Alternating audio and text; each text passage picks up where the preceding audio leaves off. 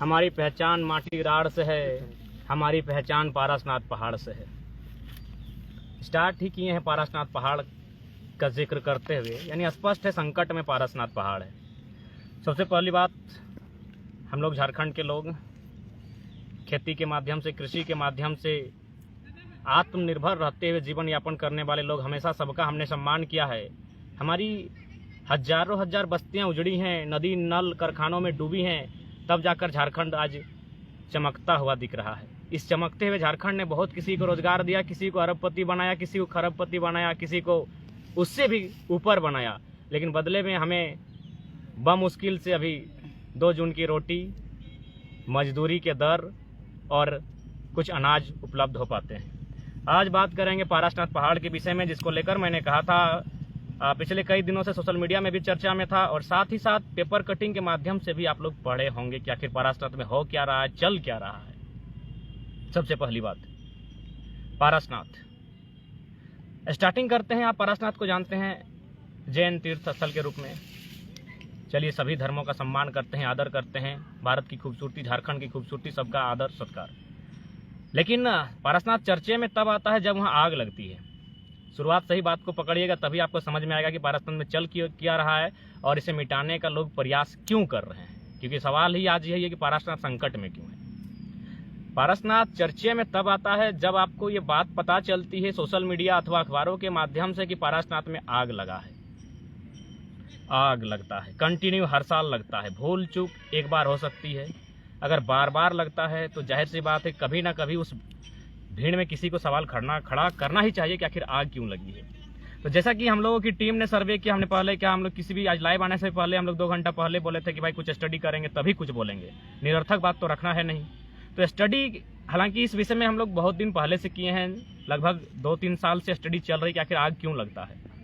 उसके प्रमुख 2-3 कारण सामने आते हैं, जिसमें पहला कारण तो आप जानते हैं कि चलिए कुछ ग्रामीण, वहाँ एक आरू टाइप का कुछ फसल होता है जो हम लोग नीचे से उखाड़ते हैं, तो वहाँ झुंड होने के कारण निकाल नहीं पाते, इसलिए कुछ लोग लगा देते थे। तो खैर अब तो लोग ऊपर, जब से मैंने आंदोलन चला तो लोग, उन्होंने, ग्रामीणों ने कहा पारसनाथ हमारा आरू के अलावा हमें बहुत सारी जड़ी बूटियाँ भी देता है, तो आग नहीं लगाएंगे। यानी ग्रामीण, ये मान्यता था, जो सर्वे की टीम कहती है कि कुछ ग्रामीण मैंने उस आड़ू को कोड़ने के लिए जंगल में चूंकि झाड़ी होता था, उस जगह को साफ करने के लिए छोटा मोटा लगाते थे। अब सबसे बड़ा सवाल आता है कि आपको जानकारी होनी चाहिए, और एक सवाल सामने आता है कि पारसनाथ में जो विद्रोही कहते हैं, जिसको झारखंड में स्पष्ट शब्दों में नक्सली कहा जाता है, वे लोग शरण पाते हैं, ऐसा मान्यता है। चलिए, सच्चाई भी है। तो यानी प्रशासन के माध्यम से ही कभी कभी आग लगाया जाता है कि जंगल खत्म होगा, जिससे वे श्रेय नहीं ले पाएंगे। सर्वे की बात कह रहा हूँ मैं, ये व्यक्तिगत बात नहीं कर रहा हूँ। और तीसरा कि कुछ पूंजीपति लोग अपने लोगों को कहकर वहाँ आग लगाते हैं, इसलिए क्योंकि अगर जमीन से पेड़ पौधे हट जाएंगे, माने जल के खाक हो जाएंगे, तो वो मिट्टी आसानी से वहाँ पर अपना कोठी बना सकते हैं, फ्लैट बना सकते हैं, रिसोर्ट बना सकते हैं, जिससे पर्यटक आकर्षित होंगे। ये 3 कारण सामने आते हैं। यानी आप समझ गए कि पारसनाथ संकट में क्यों है, कौन लोग चाहते हैं इसे संकट में लेकर आना। अब आप कुछ दिनों के माध्यम से अखबार में ये पढ़े होंगे कि कुछ समुदाय के लोग दिल्ली, भोपाल में धरना दे रहे हैं। तो कभी दिल्ली में धरना दे रहे हैं कि पारसनाथ को उनके लिए सुरक्षित किया जाए। पहली बात, प्रकृति, चाहे पहाड़ हो, नदी हो, झील हो, झरना हो, ये व्यक्ति, जाति, धर्म विशेष का नहीं होता है। प्राकृतिक सबका उस पर योगदान होता है, सबके लिए होता है। दामोदर नदी का पानी हो, स्वर्णरेखा नदी का पानी हो, खरकई नदी का पानी हो, या किसी अन्य नदी का पानी हो, प्राकृतिक उस पर सबका अधिकार होता है। ठीक उसी प्रकार पारसनाथ पर सबका रहने वाले सबका अधिकार है।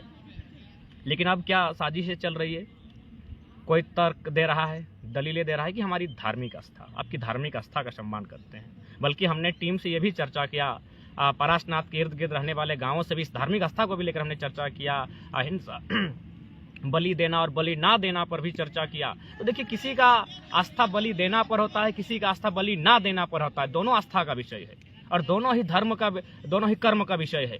ये अब चूज आपको करना पड़ता है कि आपकी आस्था किस में है। जब हम आपकी आस्था को आहत नहीं करते हैं, तो अगला को भी हमारी आस्था को आहत नहीं करना चाहिए। तो ये बलि की विषय को लेकर हमने काफी बुद्धिजीवियों से बात किया। उन्होंने एक लाइन में कहा कि ठीक है, बलि ना होना किसी दूसरे के लिए आस्था का विषय हो सकता है, लेकिन यदि आप किसान हैं, तो आप इससे दूर नहीं भाग सकते, क्योंकि आपको 12 महीना खेतों में रहना पड़ता है, विभिन्न मौसम से लड़ना पड़ता है। आपके शरीर में तभी ऊर्जा और शक्ति आ सकती है जब आप में मांसाहार होगा। और उन्होंने ये भी तक कहा, बुद्धिजीवी वर्ग ने, जब इस विषय पर हमने अध्ययन करना चाहा कि बलि को लेकर, उन्होंने स्पष्ट कहा कि अगर तुम किसान परिवार से हो, कृषि करते हो, तो फिर तुम इस बलि के विषय में बात ही नहीं कर सकते हो। जैसे तुम खेत में घुसते हो, ऑटोमेटिकली जीव जंतु, छोटे कीड़े मकोड़े, उनकी जाने जाएंगी। लेकिन यह भी नीतिगत सिद्धांत है कि किसी की मानव सभ्यता की रक्षा है, तो अगर किसी की बलि भी जाती है तो बुरा नहीं होता है। और उन्होंने ये भी तर्क दिया कि हम तो बलि कुछ लोगों की ली जाती है, माने छोटे मोटे कीड़े मकोड़ों की, अगर उदाहरण के तौर पर खेती के समय, लेकिन पेट भी तो हजारों का भरता है। इसीलिए अगर किसी की जान जाने से माने नुकसान होता है तो उसकी तुलना में हम लोग भरपाई भी बहुत ज़्यादा करते हैं। तो इस विषय पर आप स्पष्ट रह जाइए कि भाई हम लोग जिस समुदाय से आते हैं, खेतीहर, कृषक वर्ग, आदिवासी मूलवासी, तो वो हमारी भी आस्था है। पारसनाथ पहाड़ किसी व्यक्ति विशेष, किसी धर्म विशेष का नहीं होना चाहिए। लेकिन आज जिस प्रकार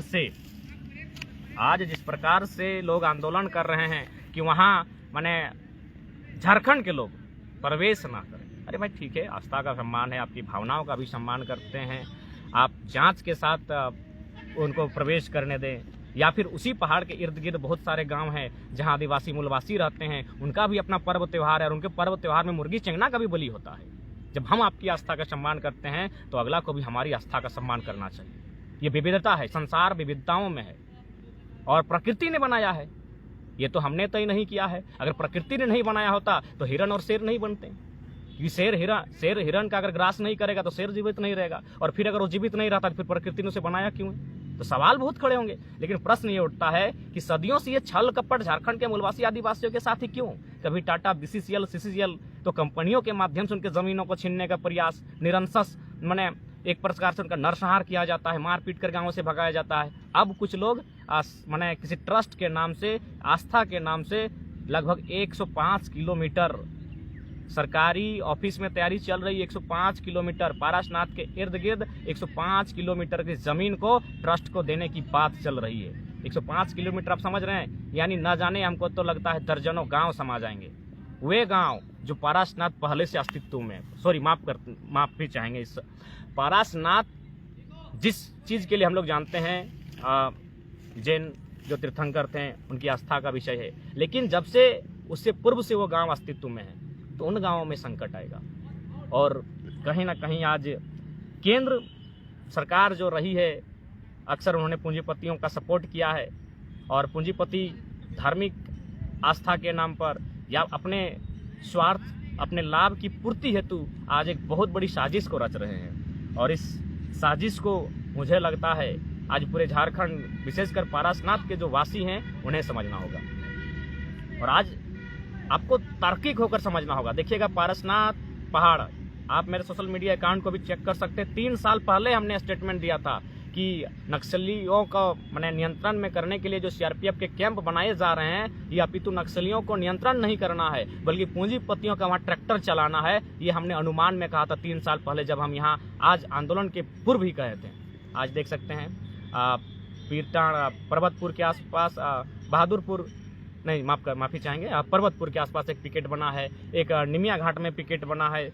सबसे पहली बात, आज सीआरपीएफ, मेरे भी बहुत सारे भाई लोग हैं, लेकिन तार्किक बात को उनको भी समझना होगा कि किस प्रकार उद्योगपतियों के संरक्षण के लिए, उन्हें पर्वत पहाड़ों को बेचने के लिए आज सैन्य का प्रयोग किया जाता है। आज लोग सोच रहे हैं कि चलिए नक्सलियों को नियंत्रण में रखने के लिए, क्योंकि पीरटाण क्षेत्र नक्सल प्रभावित क्षेत्र है, इसीलिए वहाँ पिकेट्स का स्थापना किया गया है। लेकिन याद रखिएगा, जब से पिकेट्स का स्थापना हुआ है वहाँ आज तक कोई ऐसी गतिविधियाँ नहीं हुई है, और होंगी भी नहीं। लेकिन हिंसा की संभावना कब बनेगी पता है? जब वहाँ पारसनाथ पहाड़ का 105 किलोमीटर का जमीन उद्योगपतियों को देने का प्रयास किया जाएगा, तब ऐसे सिचुएशन सामने आएंगे। क्यों नहीं आएगा भाई? तब कौन?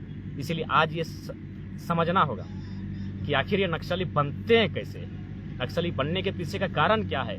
आज शायद 1980-85 का वो दौर था, जो काम गवर्नमेंट को करना चाहिए था। ये हिंदुस्तान के एक पेपर में भी प्रकाशित हुआ था कि जो काम सरकार को करना चाहिए था, वो काम उस समय नक्सलियों ने किया था। उन्होंने क्या किया था पता है? पीरटान क्षेत्र के अंतर्गत बहुत सारी ऐसी जमीनें थी जो आदिवासी मूलवासियों की थी। उसे किसी महाजन ने, किसी साहूकार ने 2-4 चंद रुपयों में कर्जा देकर उस कर्ज के नाम पर उससे लिया गया था। लेकिन फाइनली उन्होंने गांव वालों, गरीब किसानों को जमीन वापस किया था। वो सरकार का काम था। तो कहीं ना कहीं आज अगर आप पारसनाथ के बैकग्राउंड को जानने के लिए जाते हैं कि वहाँ आखिर नक्सली शरण क्यों पाते हैं, तो इसके पीछे कारण यही आएगा, एक बहुत बड़ा अन्याय जो यहाँ के मजलूमों के साथ होता है, पहली बात। और हाँ, आपको ये तार्किक होना होगा। बिल्कुल हम भी मानते हैं नक्सली असंवैधानिक विषय है, असंवैधानिक लोग हैं, लेकिन उन्हें संवैधानिक लोग बनाते हैं। अगर आप सोच रहे हैं कि नक्सली हवा पानी नहीं बनता है, उन्हें संवैधानिक लोग यानी करने का मतलब है मंत्रालय में बैठे लोग, संसद में बैठे लोग नक्सली को उत्पन्न करते हैं। क्यों? उन चंद पैसों के लिए, चंद पैसों के लालच में, चंद योजनाओं के लालच में, चंद रुपयों के लालच में इतना बड़ा 105 किलोमीटर का जमीन जो तैयारी कर रहे हैं पारसनाथ को मैंने किसी ट्रस्ट को देने के लिए, तो वे लोग कहाँ जाएंगे? उनमें से कोई विद्रोही बनकर जब सामने आएगा, जब अपने अधिकार की रक्षा के लिए आगे आएगा, निश्चय ही आप उसे सर कलम करने के लिए उसे एक नक्सलवाद का नाम देंगे। उसके बाद किससे कलम करवाएंगे ये भी देखना होगा। बड़ी दुर्भाग्य का विषय है आज में, चाहे एक तरफ नक्सली को गोली लगे या फिर किसी जवान को लगे, कभी भी तार्किक होकर सोचिए, भावनाओं बह के मत सोचिए। दोनों मिडिल क्लास फैमिली के होते हैं। आज जितने भी पिकेट्स हैं, मेरे जो साथी हैं, अगर वे भी सुन रहे हैं, तो मैं दावे के साथ कहता हूं, चाहे निमिया घाट में जो सीआरपीएफ कैंप का पिकेट बना है अथवा जो पर्वतपुर में पिकेट बना है, उसमें अगर एक भी किसी सेठ, साहूकार, सेठ, मड़वारी का बेटा अगर होगा तो आके दिखा दीजिएगा। कौन होता है? मिडिल क्लास फैमिली का बेटा होता है। एक किसान, कामगार, मजदूर का बेटा जो जीडी रैंक जिसे हम कहते हैं, जो सैन्य में जाते हैं, जो सिपाही की नौकरियां करते हैं, और फिर क्या करते हैं? उससे यहाँ लड़ाया जाता है। ये बहुत बड़ी साजिश, मेरा मानना, ये मेरी व्यक्तिगत राय है, और मैं ऐसे नहीं कर रहा हूँ, मैं स्टडी के बाद कह रहा हूँ। क्योंकि जब भारत आज़ाद नहीं था, उस समय नक्सली नहीं थे। तो सवाल बनता है कि आज़ाद होते ही नक्सली बने, कौन बने? यानी स्पष्ट शब्दों में कहा जाए, जो लोग उस समय अंग्रेजों के लिए लड़ते थे, जो लोग अंग्रेजों का विरोध करते थे, अगर आज़ाद भारत में कहा जाए तो वैसे ही तबके के 2-4% लोगों को ही नक्सली नाम दिया गया होगा। आखिर आज़ाद भारत में नक्सली क्यों है? अंग्रेजों के टाइम क्यों नहीं था?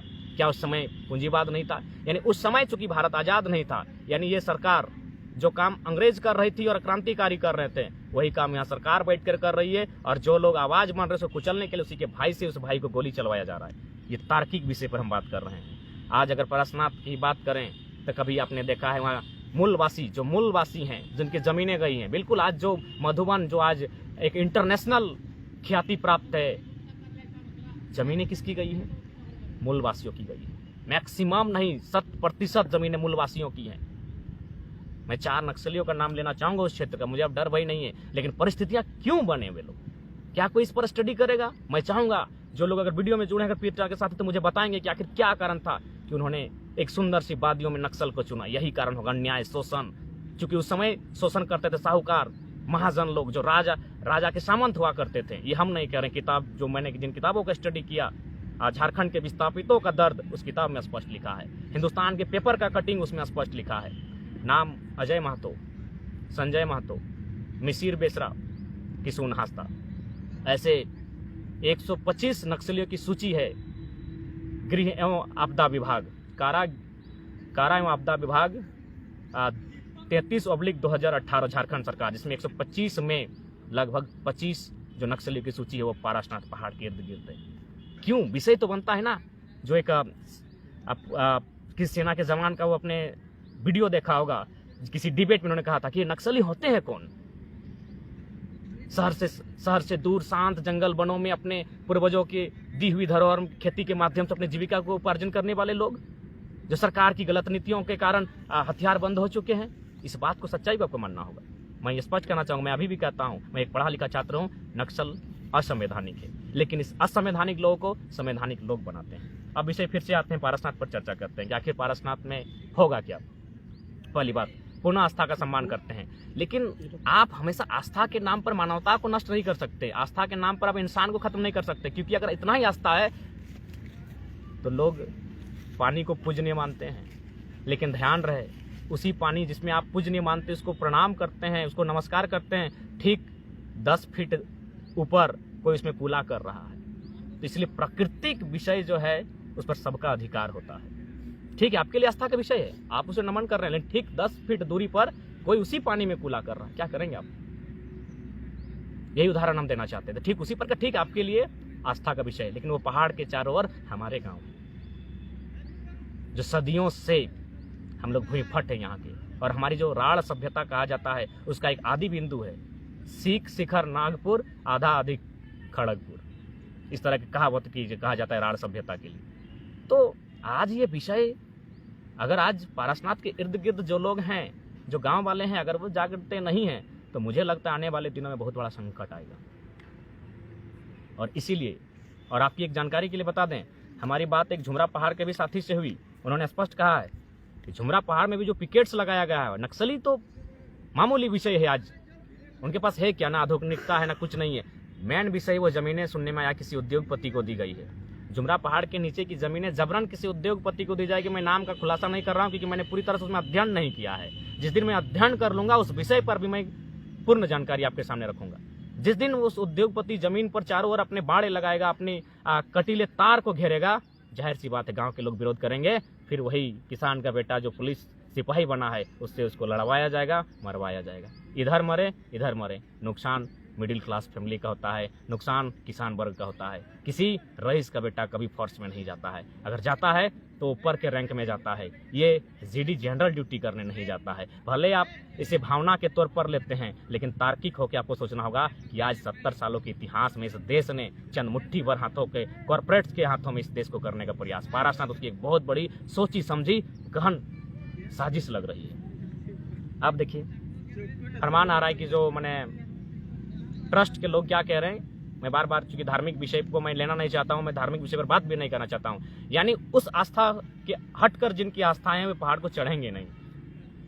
समझ रहे हैं आप? उनकी जो आस्था है और उनके हटकर जिनकी आस्था है वे लोग वहां चढ़ेंगे नहीं। अरे भाई, वहां हमको लगभग हजारों किस्म का दवा उत्पन्न होता है, जड़ी बूटियां, कई प्रकार के जड़ से, पत्तों से, हजारों किस्म की दवाइयां वहां से हम बनाते हैं, जो हमारे जीवन का चर्या है, दैनिक चर्या है। और आज वहां प्रतिबंधित कहने की बात कही जा रही है। 105 किलोमीटर को ट्रस्ट को देने की बात कही जा रही है। दर्जनों गांवों को उखाड़ने की बात होगी। झारखंडी कहां तक जाएगा भाई? कितना लूटेगा? क्या भाई, हमने किसी का क्या बिगाड़ा है? हम आपकी आस्था का सम्मान करते हैं। आप अपनी आस्था के लिए एक नियम लगा सकते हैं। साल भर में जो आपका समय आता है आप उसमें जांच बैठा सकते हैं, जांच के अनुसार लोग ऊपर चढ़ेंगे। लेकिन इसका मतलब ये नहीं कि पारसनाथ के चारों ओर आप ये फरमान जारी करेंगे कि वहां वे लोग जो उनकी आस्था से हटकर हैं, यानी जो लोग बलि प्रथा का समर्थन करते हुए चढ़ेंगे ही नहीं। अरे भाई, वहां भी सरहुल होता है, कुछ ऐसे आदिवासी मूलवासियों का पर्व होता है जहाँ मुर्गी चंगना का बलि दिया जाता है, और वो हमारी भी वो आस्था है, हमारा वो कर्म है। हम लोग कृषक वर्ग हैं, अगर हमारे शरीर में मांसाहार नहीं आएगा तो किसानी नहीं होगी। सबका अपना अपना कल्चर एंड कस्टम है। कृषि युग से पहले शिकारी युग था। शिकारी युग का मतलब क्या था? आप मानव सभ्यता को नहीं झुटला सकते। मानव सभ्यता में शिकार युग था। शिकार युग यानी समझ ही गए क्या होता है शिकार युग का मतलब। तो मानव सभ्यता को नहीं खारिज कर सकते हैं। और शिकार युग यानी हमारा जो दिनचर्या है कृषक वर्ग का, वह मानव सभ्यता का ही एक अंग है। अतः आपकी सभ्यता का सम्मान करते हैं, आपको हमारी सभ्यता का भी सम्मान करना होगा। आप अपने हिस्से को सुरक्षित रखें, बाकी हिस्सा हमारा है, क्योंकि वहां जल जमीन जंगल हमारा है। कितना दुर्भाग्य की विषय, अगर इस साजिश को लोग नहीं समझते हैं। ये सच्चाई है। आज इस देश में, आज इस राष्ट्र में चंद मुट्ठी भर लोगों के पास राष्ट्र की संपत्ति है, जिसमें 4 समुदाय आता है। मैं नाम नहीं लूंगा क्योंकि मैंने स्पष्ट कहा मैं जाति धर्म की बात नहीं करूँ। 4 समुदाय आते हैं, आप खुद सर्च कर लें। उनका न्यूज आज तक में दिखता है। हम यहाँ डहरे टूसू में 50,000 की संख्या में थे, डहरे करम में 50,000 की संख्या में थे, सोहराई शाचर में 20,000 की संख्या में लोग थे, सरहुल में हजारों की संख्या में लोग भाग लेते हैं। कौन सा एनडीटीवी और कौन सा आज तक और कौन सा जी न्यूज में दिखाया जाता है? क्यों ना? वे लोग कृषक वर्ग से हैं, वे लोग आदिवासी मूलवासी हैं। बाकी लोग कौन है आप जानते हैं? उनका न्यूज जी न्यूज में चलता है, उनका आज तक में चलता है, और हमारा एक पेपर में 4थे पन्ने में छपा जाता है। यह तो आज सोशल मीडिया है कि आज हमारे कर्मों की जानकारी दुनिया तक पहुंच जाती है। इसलिए आज पारसनाथ संकट में है। और मैं स्पष्ट कहूंगा कि पारसनाथ नहीं छेड़ना चाहिए, क्योंकि पारसनाथ राढ़ सभ्यता का आदि बिंदु है। सीख शिखर नागपुर आधा अधिक खड़गपुर। शिखर मतलब वही पारसनाथ की बात कही गई है, वो हमारी सभ्यता का, हमारी संस्कृति का एक बिंदु है। इसीलिए पारसनाथ से छेड़छाड़ किसी भी हाल में एक पारसनाथ के बेटे को मंजूर नहीं होना चाहिए। बाकी लड़ना या ना लड़ना विषय आपका है। हमने जो अभी तक मंथन किया, जो चिंतन किया, वो आपके सामने मैंने रखा। बाकी और भी, क्योंकि पारसनाथ के विषय में आसानी से टॉपिक खत्म नहीं हो सकता है। ये आज के 2 घंटे का अध्ययन है, अभी बहुत सारे विषयों पर बात होगी। वहाँ किस प्रकार मैंने एक षड्यंत्र के तहत, और मैंने स्पष्ट कहा वहाँ आग अब गांव वाले नहीं लगाते हैं, अब आग उद्योगपति लगाते हैं। इसलिए आग लगाते हैं कि जैसे ही वहाँ जंगल खत्म होगा, वहाँ बड़ी बड़ी कोठियाँ, बड़ी बड़े बंगले, बड़े बड़े रिसोर्ट बनाए जाएंगे, जो पर्यटक को लुभाया जाएगा। अरबों खरबों का व्यापार होगा। किनका? मैक्सिमम लोग गुजरात से आए हैं। मरेंगे झारखंड के लोग, कटेंगे झारखंड के लोग, लड़ेंगे झारखंड के लोग, बर्बाद होंगे झारखंड के लोग, और गुजरात के चंद उद्योगपति पारसनाथ को कब्जा करने आ रहे हैं। आपकी आस्था का पुनः सम्मान करते हैं। आप दूसरा विकल्प चुनिए, आपके विकल्प का, आपके नियमों का, शर्तों का भी सम्मान है, लेकिन ये फरमान नहीं होना चाहिए कि जो लोग मुर्गी चेंगना की बलि इत्यादि देते हैं वो पारसनाथ से ही बेदखल किए जाएंगे, क्योंकि जंगल में हमारी आस्था है, जंगल के बीच हम रहे हैं। साफ शब्दों में कहते हैं हाँ, हम लोग भी जंगली हैं, और शिकार हमारा कल्चर, शिकार से ही हम मानव सभ्यता का आगाज हुआ है। उससे पहले ना घर था, ना द्वार था, ना कृषि थी। शिकार से ही मानव का जीवन काल का पहला लक्षण शिकार से दिखता है। तो शिकार में क्या होता है ये सभी जानते, कहने की बात नहीं है। तो आप किसी सभ्यता को झुठला नहीं सकते हैं। हम आपकी सभ्यता का सम्मान करते हैं, आपको हमारी सभ्यता का मान रखना होगा। इसलिए आज पारसनाथ के इर्द गिर्द रहने वाले गांवों को थोड़ा सा सोचना होगा। अगर आज वो नहीं सोचते हैं तो एक दिन ऐसा आएगा, 105 किलोमीटर समझ सकते हैं कितनी बड़ी जमीनों को ट्रस्ट के नाम देने की तैयारी चल रही है, और सरकारी कब्जे बीडीओ उनके अधीन है। अरबपति हैं पारसनाथ में जितने भी, मधुबन में जितने भी उद्योगपति आकर बसे हैं गुजरात से, सबके सब अरबपति हैं, उनसे सामना नहीं कर पाएंगे। सरकारी महकमों में ये तैयारी चल रही है, जोरों से चल रही है, पारसनाथ से गांव वालों को बेदखल करने की। जानकारी होगी आपको, कुछ दिन पहले हम लोग वीडियो भी डाले थे। एक बुधनी देवी है, एक दलित महिला है बुधनी देवी, फॉरेस्टर आके उसके घर को तोड़ देती है, कहती है कि फॉरेस्टर में बनाए प्रधानमंत्री आवास। सबसे पहला बात तो वहाँ कटघरे में सीओ वीडियो सब आएंगे। अगर वो फॉरेस्टर की जमीन थी तो वहाँ प्रधानमंत्री आवास अलॉट कैसे किया गया? अरे जाइए, सैकड़ों कोठी बनी है पारसनाथ की जमीन पर, कोई डंटा नहीं, कोई कानून नहीं। इसलिए हम बार बार कहते हैं, इंडियन पुलिस एक्ट की बात हम हमेशा करते हैं। इंडियन पुलिस एक्ट 1861 में अंग्रेजों ने इसीलिए बनाया था इंडियन पुलिस एक्ट, कि ज्यादा से ज्यादा हवलदार, चपरासी और माने जमादार, इसमें भारत के लोगों को नौकरी दिया जाए, और जब भी कोई आंदोलन हो, उस आंदोलन को चलने के लिए इनके हाथों में लाठी बंदूक देकर उन्हें पीटा जाए। यानी किसान के बेटे से किसान के बेटे को अंग्रेजों के टाइम से आज तक पिटवाया जा रहा है। और हम लोग गर्व से कहते हैं देश सेवा। क्यों? देश में आदिवासी मूलवासी नहीं आते हैं। पारसनाथ का पहाड़ किसी व्यक्ति विशेष, जाति धर्म विशेष का होता है। हम गर्व से कहते हैं जी नहीं, आज तार्किक होकर सोचना होगा, नहीं तो आने वाला दिन इसी प्रकार साजिशें होंगी। एक भाई सेना में जाएगा, एक भाई नक्सली बनेगा, और फाइनली दोनों एक दूसरे को गोली मारने के लिए तैयार रहेंगे। ये कंडीशन देश के हालात बन रहे हैं। ये हम कहाँ कह रहे हैं? बक्सर जाइए, अब जहाँ जाना है, जहाँ जहाँ पहाड़ है, जहाँ जहाँ प्राकृतिक संपदा है, वहाँ ऐसी स्थिति है। क्या नहीं खोया है हमने? जाइए 50 साल पीछे चले जाइए, किस प्रकार अन्यायपूर्वक हमारी जमीनों को कभी टाटा ने, कभी बीसीसीएल ने, कभी सीसीएल ने, तमाम कंपनियों ने, तमाम परियोजना के नाम से लिया गया है। क्या मिला हमें? अब ट्रस्ट के नाम पर और किसी आस्था के नाम पर हमारी जमीनें, हमारे गांव, हमारे जंगलों को, हमारे पहाड़ों को, हमारी नदियों को छीनने का प्रयास किया जा रहा है। झारखंड का मतलब ही था जल, जमीन, जंगल। स्वर्णरेखा नदी का पानी टाटा का हो गया, पता नहीं चला। पेपर पढ़ते हैं ना, पढ़ लीजिएगा। स्वर्णरेखा नदी का पानी टाटा का हो गया है। पंचायत डैम का पानी बीएसएल का है। अब पारसनाथ पहाड़ किसी ट्रस्ट का होने जा रहा है। बाकी हम लोग झाल बजाने के लिए हैं, हम लोग गर्दन झाल बजाने के लिए कटाते हैं। जमीनें हमारी, कॉलेज स्कूल बनेगा हमारी ज़मीनों पर, और प्रिंसिपल बन के आएंगे यूपी बिहार के लोग। यहाँ के छात्र झाल बजा रहे हैं। ठीक है, इस विषय में और भी बात करेंगे। आज की स्टडी में इतना ही मैंने पाया, और फिलहाल क्रिकेट का मैच भी चल रहा है, बैटिंग का नंबर आ रहा है, क्षमा चाहेंगे। जय झारखंड, जोहार झारखंड। पुनः कहेंगे, मेरी पहचान माटी राड़ से है, मेरी पहचान पारसनाथ पहाड़ से है।